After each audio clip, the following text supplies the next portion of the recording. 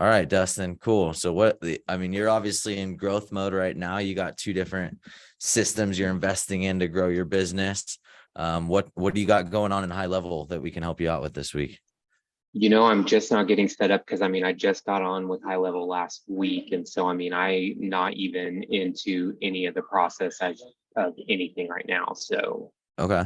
Okay. Well, so can I give you like a pointer to get started that you probably yeah, haven't heard from our team yet, but yeah. it'll be a bigger part of our onboarding process going forward. Gather your database. Okay. Gather your date, like like your cell phone, what from your old Gmail accounts, your cell phone, hmm make this the last CRM that you invest in hmm by getting everything into one spot. Create your custom fields. If you have birthdays saved, then God bless you. Awesome, hmm right? Get the birthday field set up, and we can help you make sure that you maximize all that stuff.